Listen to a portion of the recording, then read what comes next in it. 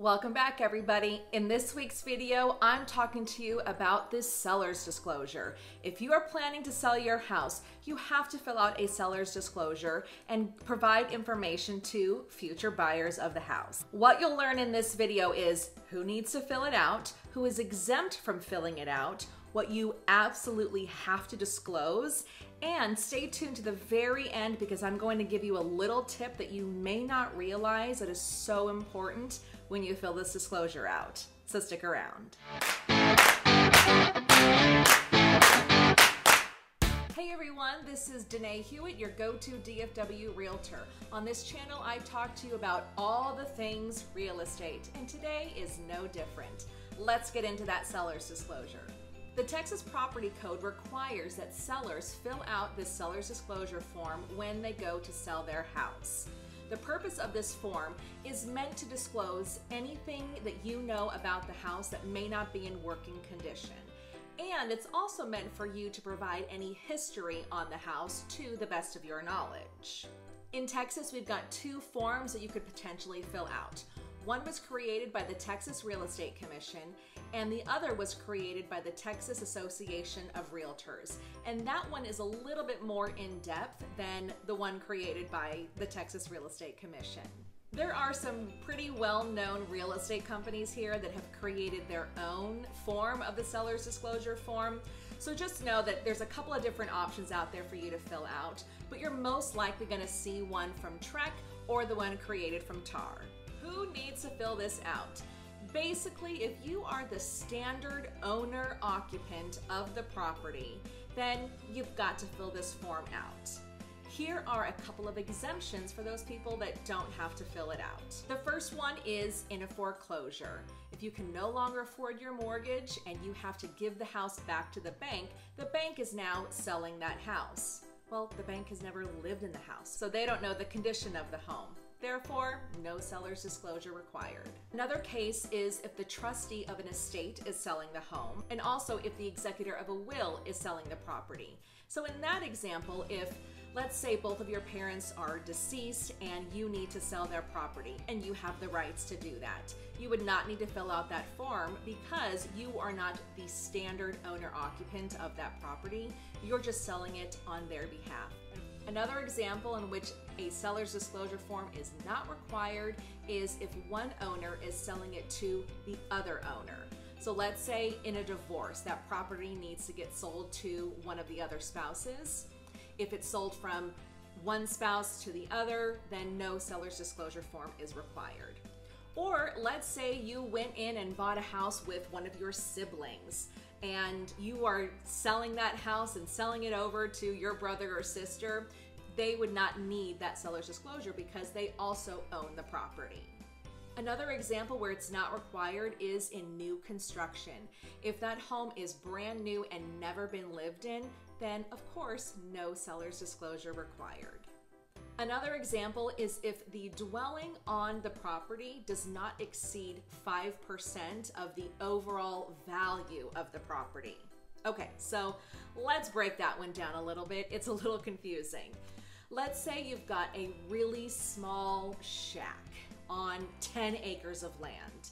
The true value in that price is the acreage, that 10 acres. This little shack really provides no value to the property. So again, if it's not 5% of the overall value of the property, then in that case, no seller's disclosure is required.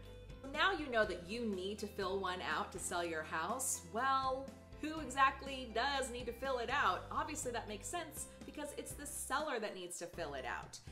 Your real estate agent cannot fill this form out for you because they do not own or occupy that property. They can definitely answer questions for you if you don't understand what the form is asking, but you are the one that actually has to fill that form out yourself. I like to tell my clients when they are filling out this form, you want to think of it as if you are filling out an incident report or a police statement. You only want to give the facts of the home. You don't want to put in your opinion of why something may not be working. For example, let's say you've got some cracked tile in your house. You simply need to state that there is cracked tile in the house and where it is. but don't state because it's because of soil movement. You are assuming that's why that's happened.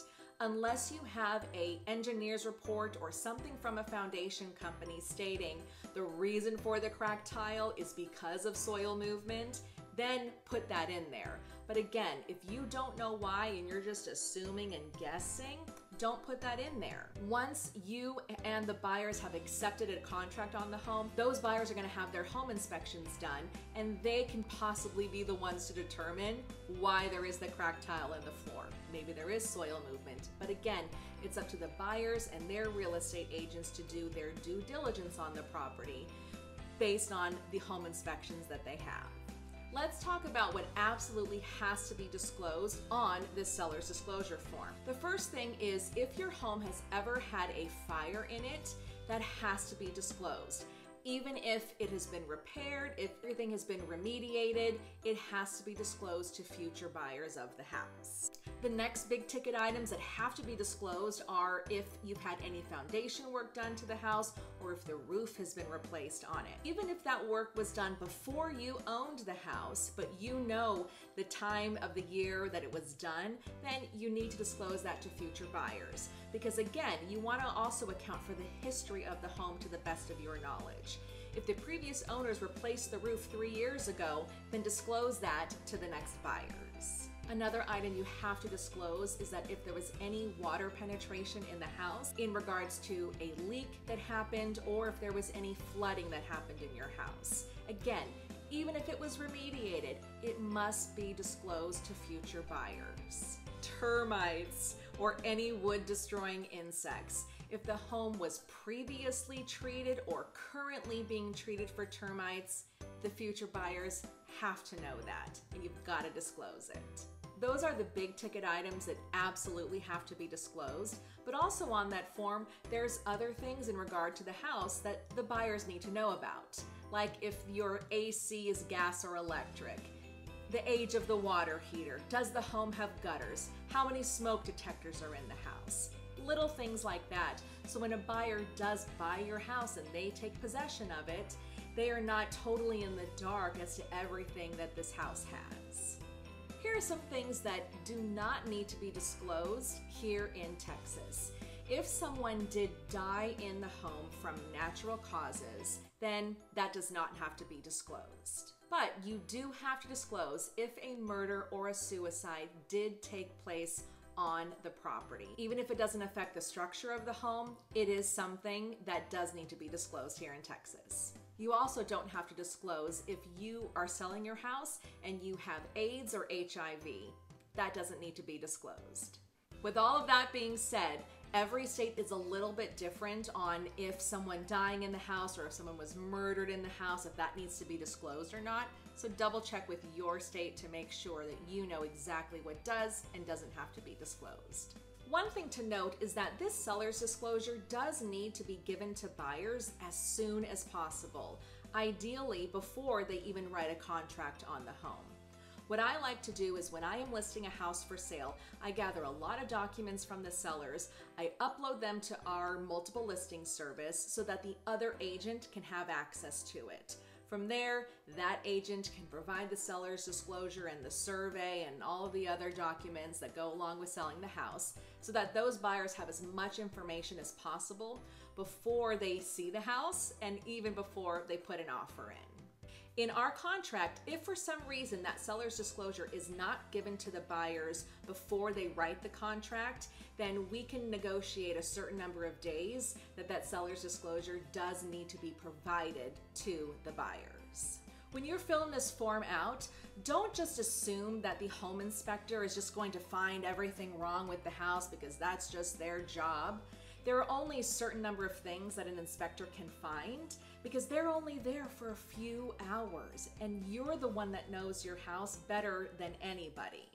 For example, let's say it's a bright and sunny day and the home inspector comes and doesn't say anything about any draining in the house.